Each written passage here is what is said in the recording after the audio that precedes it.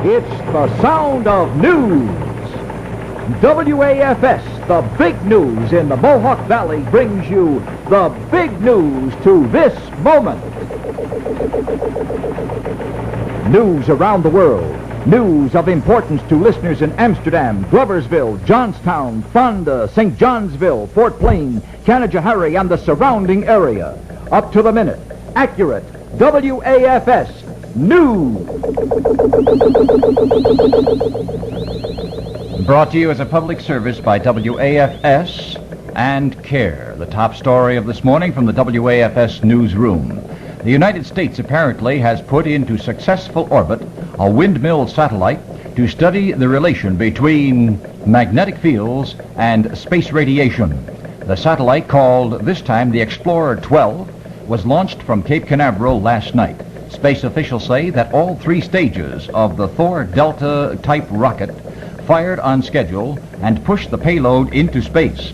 But they say that because of the highly elliptical orbit sought, it may be several hours before the orbit can be confirmed. And we ask you to stay tuned to the WAFS newsroom for momentary and complete details. It was learned by the WAFS news staff early this morning that the satellite was directly on a course that would take it as close as 170 miles to the Earth and as far out as 54,000 miles. Each orbit of the Earth would take 31 hours. Further in this morning's news until 6 a.m., representatives of the Western Allies are working today on the draft of a direct protest to Moscow over East Germany's border cessions in Berlin.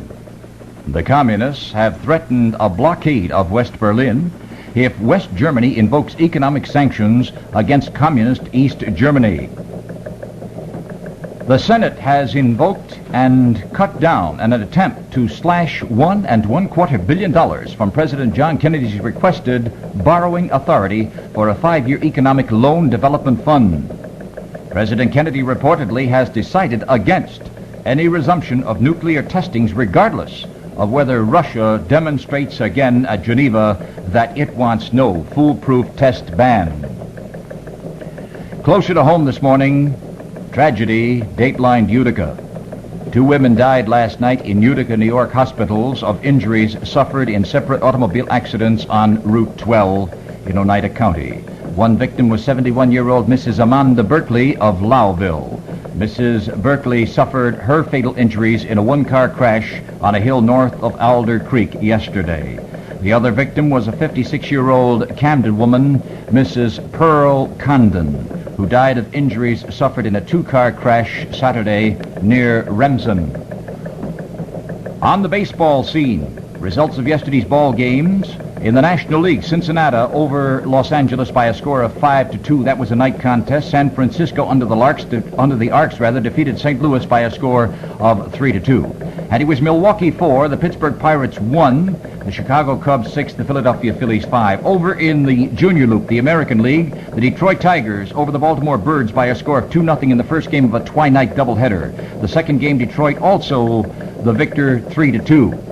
That helps the Tiger cause in their race against the New York Yankees, who were losing meantime to the Chicago White Sox in a squeaker 2-1 last night. The Boston Red Sox 8, the Cleveland Indians 0, Los Angeles Angels 8, the Washington Senators 7, and the Minnesota Twins 9, the Kansas City Athletics 4.